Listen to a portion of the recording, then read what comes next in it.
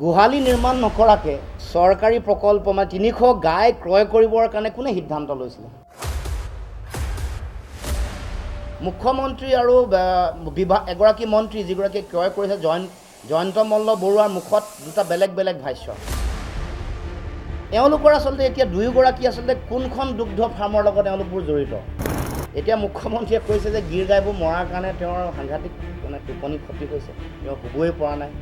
আমি ধৰিব পৰা নাই এইটো তেওঁ গো মাতাৰ প্ৰতি তেওঁৰ অবাধ প্ৰেম নে ভক্তি। এগৰাকী উদ্যমী মহিলাই কাম কৰিছে, আমাৰ বিশ্বজিৎ ফুকনৰ এপেক্স বেংকে ঋণ দিছে, এইটো বেয়া পোৱা নাই। তেওঁৰ ছোৱালী পঢ়া শুনা কৰি আছে, পঢ়া শুনা কৰি থাকোঁতে 1.5 লাখ টকাকৈ দৰমহা পায়, সেইটোও বেয়া পোৱা নাই। ঘৰৰ লেঠা ঘৰতে মাৰিব লাগে। আজি সংবাদমেলৰ বিষয়টো হ'ল গৰু।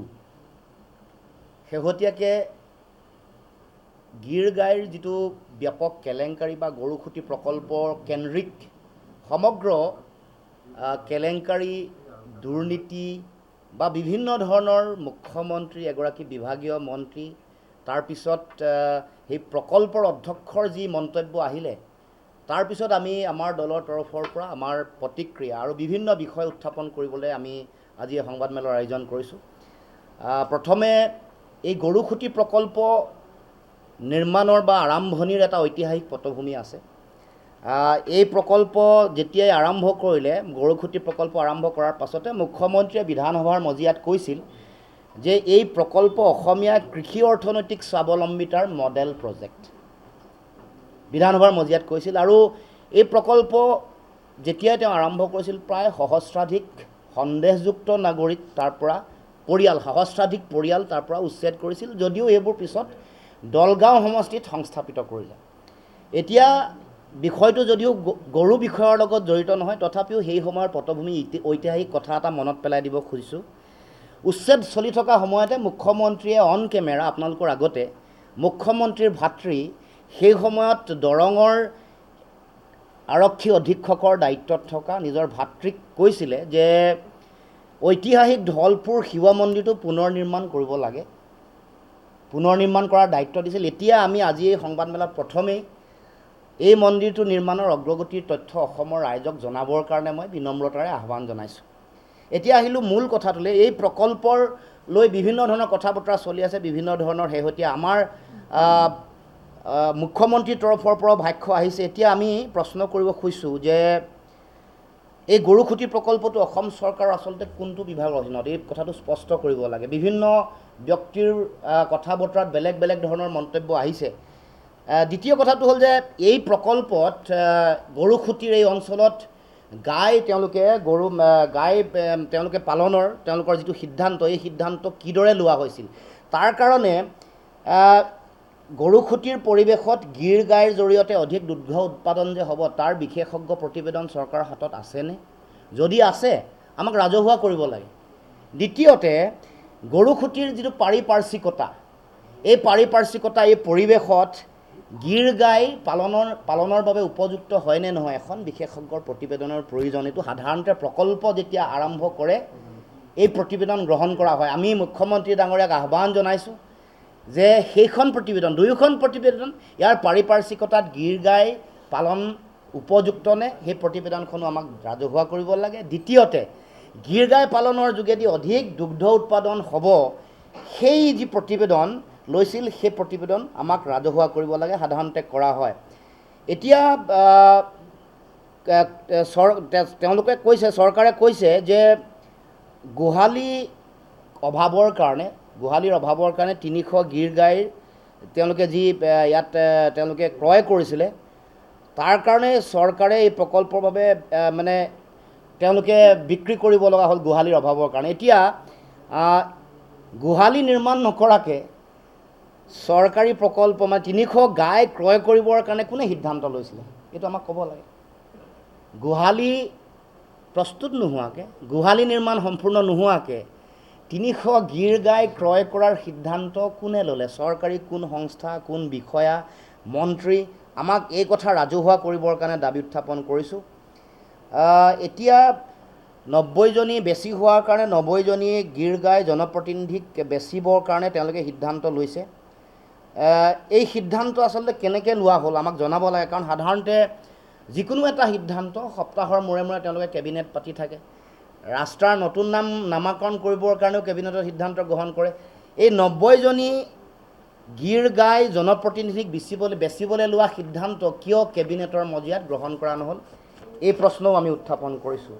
এতিয়া মুখ্যমন্ত্ৰী আৰু এগৰাকী মন্ত্ৰী যিগৰাকীয়ে ক্ৰয় কৰিছে জয়ন্ত মল্ল বৰুৱাৰ মুখত দুটা বেলেগ বেলেগ ভাষ্য।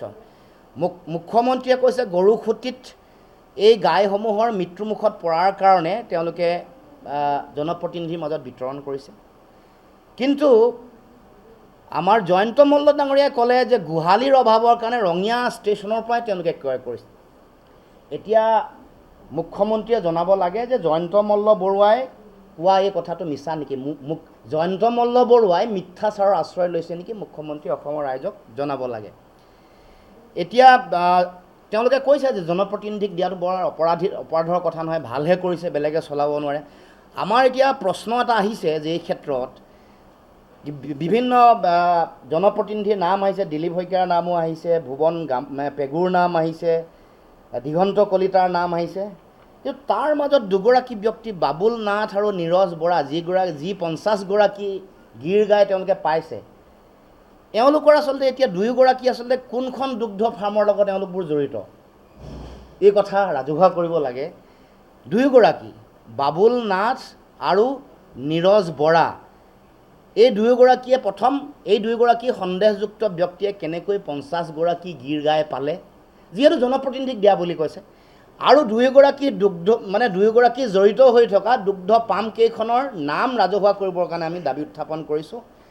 আৰু তেওঁলোকৰ হাতত থকা 50টা গীৰ গাইৰ এতিয়া অৱস্থিতি কি, এইটো চৰকাৰে আমাক জনাব লাগে। এতিয়া মুখ্যমন্ত্ৰীয়ে কৈছে যে গীৰ গাইবোৰ মৰাৰ কাৰণে তেওঁৰ সাংঘাতিক টোপনি ক্ষতি হৈছে, তেওঁ শুবই পৰা নাই। আমি ধৰিব পৰা নাই এইটো তেওঁ গো মাতাৰ প্ৰতি তেওঁৰ অবাধ প্ৰেম নে ভক্তি, আমি এইটো ধৰিব পৰা নাই। কিন্তু মূল কথাটো হ'ল যে মুখ্যমন্ত্ৰীয়ে ইমান চিন্তাৰ কাৰণ কি? গীৰ গাইবোৰ যেতিয়া তেওঁলোকে কিনিছিলে বীমা কৰিছিলে নাই? যদি বীমা কৰিছিলে আজি চিন্তাৰ কাৰণ নাই। আৰু যদি বীমা নকৰাকৈ 300 গাই ৰেলত উঠাই দিছে হুৰাহুৰে, তেতিয়াহ'লে এই সিদ্ধান্ত বীমা নকৰাকৈ 300 গাই কিনি ৰেলত উঠাই দিবলৈ কোনে সিদ্ধান্ত ল'লে, এইটোও আমাক ৰাজহুৱা কৰিব লাগে। এতিয়া এটা বিষয় আমি কৈছোঁ, মুখ্যমন্ত্ৰী ডাঙৰীয়াক এটা কথা নিশ্চয় জানে, অসম আন্দোলনৰ লগত তেখেত জড়িত আছিল, সৰু অৱস্থাত আছিল যদিও তেখেতৰ পৰিয়ালৰ মানুহো বহুত জড়িত আছিল। মুখ্যমন্ত্ৰীৰ মমায়েক অসম আন্দোলনৰ এগৰাকী বিশিষ্ট নেতা হিৰণ্য ভট্টাচাৰ্য ডাঙৰীয়াই কেনেকৈ অসম আন্দোলনৰ সময়ত চাকৰি হেৰুৱাব লগা হয় ৰাষ্ট্ৰযন্ত্ৰ বা চৰকাৰৰ ষড়যন্ত্ৰত, এই কথাও জানে। তাৰ পাছত মুখ্যমন্ত্ৰীৰ মমায়েক হিৰণ্য ভট্টাচাৰ্যই বাধ্য হৈ জাৰ্চি পুহিব লগা হৈছিল তেওঁ চাকৰি হেৰুৱাৰ পাছত। গতিকে মুখ্যমন্ত্ৰীয়ে এই কথা বতৰাবোৰ বিশ্লেষণ কৰোঁতে যেতিয়া গীৰ গাই পালনৰ কাৰণে প্ৰকল্প তেওঁ আৰম্ভ কৰিছিল, মুখ্যমন্ত্ৰীৰ মমায়েকৰ লগত এই কথা বতৰাবোৰ আলোচনা কৰিছিল নে নাই, বা তেওঁলোকৰ পৰিয়ালৰ লগত আমি জানিব খুজিছোঁ, কাৰণ প্ৰয়োজনীয়তা আছে। কাৰণ আদৰ্শও প্ৰতিষ্ঠা, তেওঁ যিটো দল কৰি আছে সেই আদৰ্শ প্ৰতিষ্ঠা কৰা মূল মানুহগৰাকী তেওঁৱে আছিল। গতিকে এইটো যদিও প্ৰাসংগিক নহয়, আমি প্ৰশ্নটো আনিছোঁ, কাৰণ মুখ্যমন্ত্ৰী ঘৰতে পৰিয়ালৰ মিতিৰৰ মানুহতে যিহেতু গাই পালনৰ, জাৰ্চি পালনৰ তেওঁলোকে এটা প্ৰকল্প বা এটা আন্দোলন, অভিলাষী আন্দোলন আৰম্ভ কৰিছিল, মুখ্যমন্ত্ৰীয়ে নিশ্চয় জনাৰ প্ৰয়োজন। এতিয়া আমি আহোঁ পদ্ম হাজৰিকাৰ তেওঁৰ বক্তব্যক লৈ। তেওঁ কৈছে যে NDBB যিটো চৰকাৰী সংস্থা, যাৰ লগত অসম চৰকাৰৰ MOU হৈছিল শ্ৰীমন্ত শংকৰদেৱ প্ৰেক্ষাগৃহত, MOU হওঁতে তেওঁলোকে এই গীৰ গাই দিম বুলি কৈছিল। গীৰ গাই দিয়া সেই NDBBয়ে দিয়া গীৰ গাইসমূহ পদ্ম হাজৰিকাই কৈছে নিম্ন মানদণ্ডৰ আৰু হাল বোৱা গীৰ গায়ে তেওঁলোকে দিয়া বুলি কৈছে। এতিয়া আমাৰ কথা হ'ল যে এই যিটো তেওঁলোকে MOU কৰিছিলে, MOU কৰাৰ পাছত তেওঁলোকে গীৰ গাই কিনিছিলে, তাৰ পাছত এনেকুৱা নিম্ন মানদণ্ডৰ গাখীৰ নিদিয়া বা হাল বোৱা গীৰ গাই লোৱাৰ যিটো কথা, মানে NDDBয়ে এই যিটো আমাক ঠগন দিলে, এই সম্পৰ্কত অভিযোগ কেন্দ্ৰীয় চৰকাৰৰ বিভাগীয় সংস্থা, কেন্দ্ৰীয় মন্ত্ৰী বা কেন্দ্ৰীয় চৰকাৰৰ হাতত ইয়াৰ অভিযোগ অসম চৰকাৰে ইতিমধ্যে কৰিছেনে নাই কৰা, সেই কথা ৰাজহুৱা কৰিব লাগে। আমি সেই প্ৰশ্ন উত্থাপন কৰিব খুজিছোঁ। আৰু এটা কথা কৈছে যে IAS অফিচাৰ বিনোদ চেচানে গাঁৱে গাঁৱে গৈ ভালকৈ চোৱা চিতা কৰি তেওঁ প্ৰথম পৰ্যায়ত যিবোৰ গীৰ গাই আনিছিলে সেইবোৰ তেওঁ চোৱা চিতা কৰি আনিছিলে, গাঁৱে গাঁৱে চাইছিলে। চাই আমি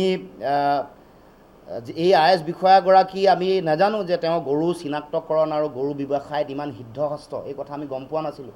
যোৱাকালি পদ্ম হাজৰিকাই কোৱাৰ পাছত আমি এই কথাটো গম পাইছোঁ। আৰু আমাৰ এতিয়া প্ৰশ্ন হ'ল যে বিনোদ চেচানক তেতিয়াহ'লে দ্বিতীয় পৰ্যায়ৰ গাই ক্ৰয় বা চিনাক্তকৰণ বা তালৈ গৈ চোৱা চিতাৰ দায়িত্বটো কিয় দিয়া নহ'লে? এই কামটো তেওঁলোকে মানে কেনেকৈ এই গৰু ক্ৰয় কৰিবৰ কাৰণে এই কামটো পিছৰ পৰৱৰ্তী পৰ্যায়ত যিটো সিদ্ধান্ত লোৱা হ'ল কিয় তেনেকৈ লোৱা হ'ল, তাক এই প্ৰশ্ন আমি উত্থাপন কৰিব খুজিছোঁ। এতিয়া কালি পদ্ম হাজৰিকা ডাঙৰীয়াই কৈছে যে দিলীপ শইকীয়া, দিগন্ত কলিতাই তেওঁলোকে গৰুৱে গাখীৰ নিদিয়াৰ কাৰণে গৰুবোৰ ঘূৰাই দিছে আৰু পইচাও ঘূৰাই দিছে। কিন্তু পইচা ঘূৰাই দিয়া নাই, গৰু ঘূৰাই দিয়া নাই, পইচা ঘূৰাই দিয়া নাই ভুৱন পেগু, জয়ন্ত মল্ল বৰুৱা, বাবুল নাথ, নীৰজ বৰাই।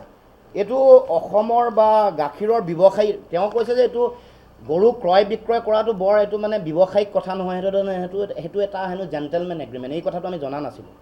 সাধাৰণতে দুগ্ধ প্ৰকল্প, গৰুৰ কিনা, গৰু বেচা, গাখীৰ কিনা, গাখীৰ বিক্ৰী কৰা, এই সকলো কথা বতৰা এটা দুগ্ধ ব্যৱসায়ৰ লগত জড়িত।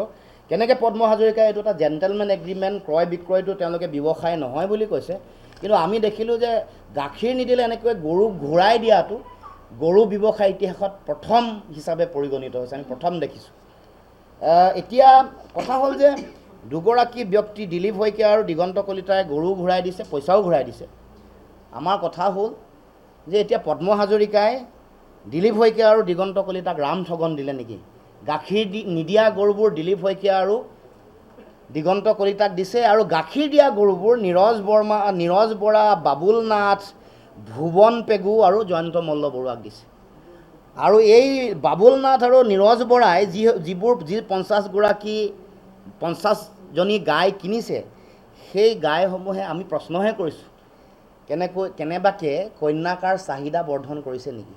আমি নাজানো, সেইটো মুখ্যমন্ত্ৰীয়ে জনাব লাগে। আমি নাজানো, খালি প্ৰশ্নহে উত্থাপন কৰিছোঁ যে 50জনী গাই যি বাবুল নাথ আৰু নীৰজ বৰাই কিনিছিলে, কন্যাকাৰ কেনেবাকৈ চাহিদা বা শোভাবৰ্ধন কৰিছে নেকি, আমাক জনাব লাগে। এতিয়া কিছুদিনৰ আগত জয়ন্ত মল্ল ডাঙৰীয়াই যেতিয়া আপোনালোকক খুব বেয়া ব্যৱহাৰ কৰিছিলে সাংবাদিকসকলক, তেতিয়া কৈছিলে যে তেওঁলোকে বহু দিনৰ পৰা ব্যৱসায় কৰে, তেওঁৰ পত্নীয়ে এই গো পালন বা দুগ্ধ উৎপাদনৰ ব্যৱসায়ৰ লগত জড়িত, 2 লাখ টকা তেওঁ ইনকম মাহেকীয়াকৈ কৰিছে। আমি বেয়া পোৱা নাই, ভাল পাইছোঁ। এগৰাকী উদ্যমী মহিলাই কাম কৰিছে। আমাৰ বিশ্বজিৎ ফুকনৰ এপেক্স বেংকে ঋণ দিছে, এইটো বেয়া পোৱা নাই।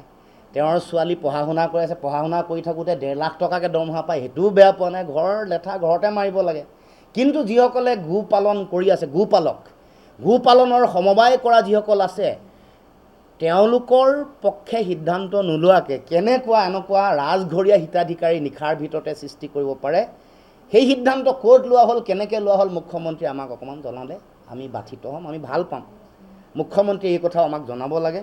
কিন্তু মনত ৰাখিব মুখ্যমন্ত্ৰী ডাঙৰীয়া, গো মাতা আপুনি, আমি জানো যে আমি বিশ্বাস কৰোঁ আপুনি সনাতনী সংস্কৃতিক গভীৰভাৱে বিশ্বাস কৰে আৰু শ্ৰদ্ধা কৰে, আমিও নিশ্চিতভাৱে কৰোঁ। যেতিয়াই গো মাতা বা গৰু বা গাইক লৈ যেতিয়াই ৰাজনীতি কৰে, যেতিয়াই সিন্ডিকেটত জড়িত হয়, যেতিয়াই এনেকুৱা ধৰণৰ অনীতি, দুৰ্নীতি, এনেকুৱা ধৰণৰ অনিয়মত যেতিয়াই জড়িত হয়, তেতিয়াই কোনো মানুহে ইতিহাসত নিস্তাৰ পোৱা নাই। মই ইতিহাস কৈ দিব খুজিছোঁ। দিলীপ শইকীয়া সোণোৱাল, প্ৰফুল্ল মহন্ত, ৰাজেন বৰা, নকুল দাস, লালু প্ৰসাদ যাদৱ আৰু ৰাবৰী দেৱী।